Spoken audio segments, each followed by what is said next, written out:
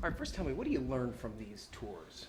Yeah, and I've done this all over Virginia. I like to meet with businesses, both large businesses, small businesses. And my argument is, how can I help your business grow? Because if your business is growing, you're hiring more people. As governor, I got more revenue coming in. I can do the things that I need to do. So, it's a win-win, but it's how I learn, by talking to people. And I like to talk to people in industries where I really don't know a lot about. This is water treatment.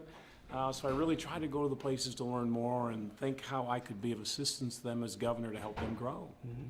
Now, let's talk about where you stand at this point in the race. Took a bit of a lead. You're up by 10 or 12 points in most polls. Now it looks as though things have tracked back a little bit. Is this where you expected to be leading into Election Day? Yeah, I mean, you've had a bunch of polls that I've always said, first of all, this was going to be a very close race. I mean, you hit some polls out yesterday, had me up 6 or 7. I've said from the beginning, I'm not one who pays a lot of attention to polls.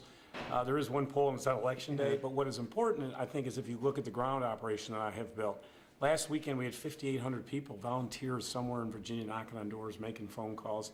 The last 6 days, we've made over 250,000 phone calls. So we have built a massive grassroots get-out-to-vote operation, and which could be a late turnout, early summer. So, we're hopeful, but, we're working like we're underdogs, which is always the way to do it. We're out there 20 hours a day, but you can feel a lot of grassroots movement. I go to my headquarters, you can't even get in. There's so many people lined up to make phone calls.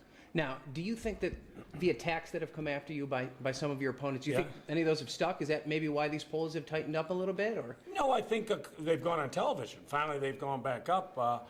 I know from my own polling, my favorabilities have gone up. Mine are very high now. So I think the more they attacked, and the more I didn't pay attention to it, I kept focused on big, bold ideas and sort of brushed off the attacks, not paid attention, I think has been helpful. People aren't into all this partisan attack. What are you going to do for me? We got a horrible economy.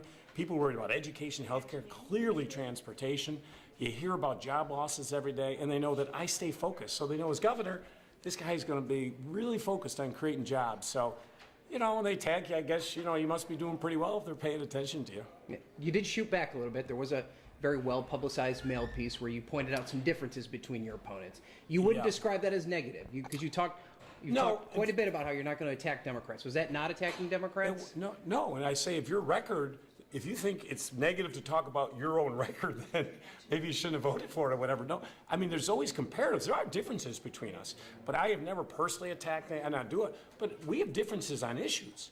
And that's what voters want to know about. What are you going to do versus someone else? But that's not negative. If all you're doing is saying, here's where I stand on an issue and here's how you voted, that's your own record. That's not negative.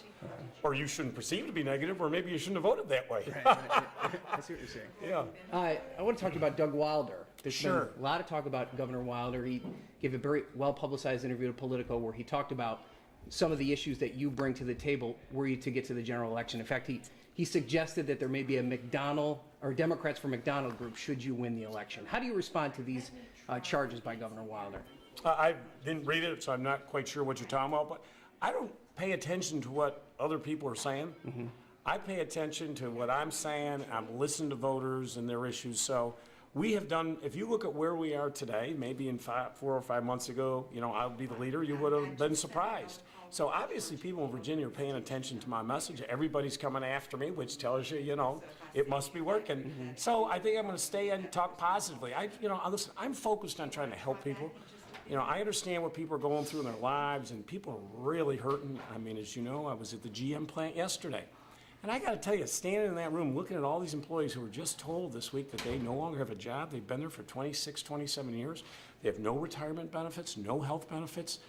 That's what matters. So that's honestly what I'm focusing on. I know you've focused a lot on the African-American vote. I have. Governor Wilder is a very prominent figure in that community. Have you reached out to him at all? Have you tried to talk to him and look for his support? I've talked to him a lot, and we've had great conversations, and he's told me I've been running a great race. In fact, I'm so proud to say that the largest African-American newspaper and oldest, Richmond Free Press, endorsed me. We got a couple more this week. Every African-American newspaper in the state has endorsed me, and I'm very proud of that. Okay. All right. Anything else?